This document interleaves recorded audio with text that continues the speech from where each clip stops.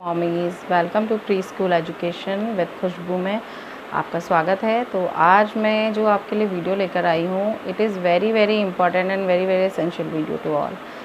मतलब ये बहुत ही रिक्वेस्टेड वीडियो भी है मेरे चैनल पे कि अगर जैसे ही आपका बच्चा राइटिंग स्टार्ट करता है तो राइटिंग कराते टाइम आपको किन किन चीज़ों का ध्यान रखना है। आज इस वीडियो में मैं आपको ये बताऊँगी कि राइटिंग कराते वक्त आप किन किन चीज़ों को ध्यान में रख सकते हो, क्योंकि ये बहुत बार क्वेश्चन आता है कि हम बच्चों को राइटिंग करा रहे हैं और वो बहुत प्रॉपर्ली नहीं लिख रहे हैं एंड ऑल, बहुत सारी चीज़ें होती हैं। तो इसके लिए मैं आज आपको बताऊंगी, तो please see the video till the end. तो चलिए स्टार्ट करते हैं आज का वीडियो। तो सबसे पहली जो थिंग होती है जब हम बच्चों को राइटिंग स्टार्ट कराना सिखाते हैं, तो उसके लिए सबसे पहली जो ट्रिक है वो है कि सिट विद दैम। आपको पूरा टाइम, जितनी भी देर आप बच्चों को राइटिंग करा रहे हैं या जो भी टाइमिंग आपने बनाया है राइटिंग सिखाने के लिए, उतनी देर में आपको बच्चे के साथ बैठना है। क्योंकि मैंने बहुत बार ये ऑब्ज़र्व किया है कि बहुत सारे पेरेंट्स ये होते हैं कि बच्चों को कोई भी वर्कशीट बना के दे दी या जो उनका वर्क है वो दे दिया और करने के लिए दे दिया, and they all are busy in chatting in mobile and all. तो ये आपको बिल्कुल नहीं करना है। आपको वो पूरा टाइम जो है वो क्वालिटी टाइम आपको बच्चों को देना है। क्योंकि उससे होता क्या है कि अगर आप इस तरह से दे देंगे ना कि बच्चों को करने के लिए दे देंगे तो वो नहीं प्रॉपर लिख पाएंगे। तो सबसे पहली ट्रिक है कि सिट विद योर किड। आपको अपने बच्चे के साथ बैठना है उतनी देर में।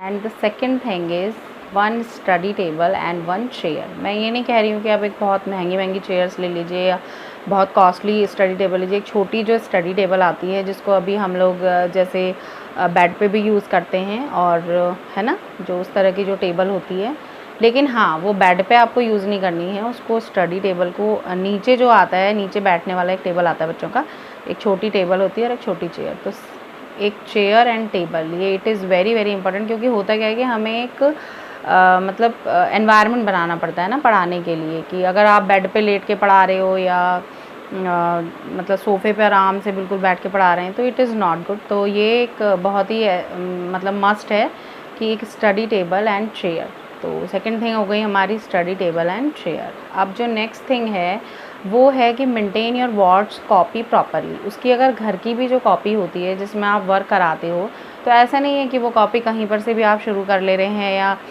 किसी भी डेट से शुरू कर ले रहे हैं, किसी भी पेज से। नहीं, you have to maintain the copy, ताकि बच्चे को भी ये फील होना चाहिए कि हाँ यस मम्मा ने मेरी ये मतलब this is my rough copy या this is my work copy, जहाँ पर मैं वर्क कर रहा हूँ और डेली मम्मा डेट मेंशन करती है एंड ऑल। तो सारी चीज़ें होती हैं कि प्रॉपर आपको कॉपी को मतलब मेंटेन करना है। Third thing is maintain your words copy properly. तो ये कॉपी आपको ज़रूर बहुत अच्छे से प्रॉपरली मेंटेन करनी है। एवरी डे गिव मतलब क्लास वर्क एंड, या आप होमवर्क भी कर सकते हो क्योंकि घर पे हम काम कर रहे हैं। गिव होमवर्क एंड मतलब टॉपिक नेम, जो भी चीज़ें हैं, ठीक है ना, टॉपिक नेम है, डेट है, तो डेट वाइज आप कॉपी को मेंटेन करिए एंड स्टेप बाय स्टेप कराइए। ये नहीं कि कभी आपने आज आपने कर्व करा लिए, कल आपने स्लैंटिंग लाइंस करवा ली। नो, तो एक पैटर्न जो होता है आप मेरे चैनल में जा कर के देख सकते हो कि किस तरीके से हम अपने बच्चे को लिखवाना शुरू कर सकते हैं, ठीक है ना।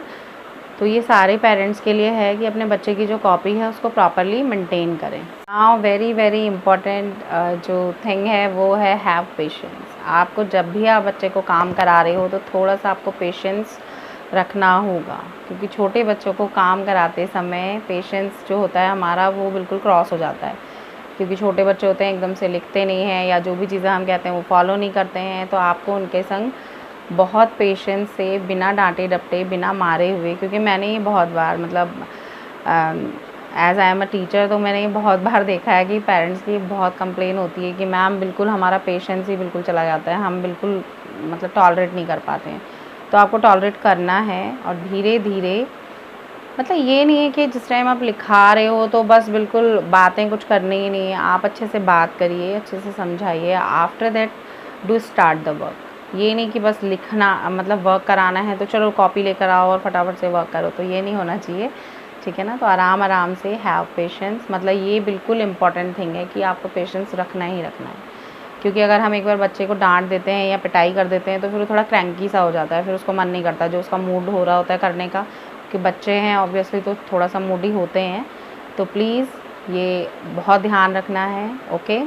Next very very important, follow the time table. आपको एक टाइम सेट करना है, एक चाहे आप अलार्म सेट करिए या कुछ भी, एक टाइम आपको बनाना है। क्योंकि ये नहीं कि आज हम मॉर्निंग में वर्क कर रहे हैं, कल फिर उसके बाद आफ्टरनून में आप वर्क कर रहे हो। और एक मतलब आई विल सजेस्ट यू कि आप सबसे पहले बच्चे को एक नैप दिलवा दीजिए दिन में, और उसके बाद इवनिंग वाला जो टाइम होता है 4 to 5 का ले लीजिए, 5 to 6 का ले लीजिए, वो जो टाइम होता है, या 4 to 6 2 आवर्स आप ले लीजिए। क्योंकि छोटे बच्चे होते हैं, इतना सारा तो वो एक साथ लिख भी नहीं पाते हैं, तो धीरे धीरे करके ही थोड़ा ब्रेक ब्रेक में कराना पड़ता है। तो you can take 15 minutes break और उसके बाद आप शुरू करा सकते हो, है ना। तो follow the time table. Time table is very essential कि इसको आपको करवाना ही है, क्योंकि फिर एक बच्चे का माइंड सेट हो जाता है कि हाँ हमें इस टाइम ये काम करना है। और जो नेक्स्ट है, और नेक्स्ट और लास्ट थिंग जो है वो है पोस्चर। आपको अपने बच्चे का पोस्चर को बहुत ध्यान रखना है, क्योंकि posture is very very important. मतलब राइटिंग कराते वक्त पोस्चर का हम लोग बहुत ध्यान करते हैं। क्यों?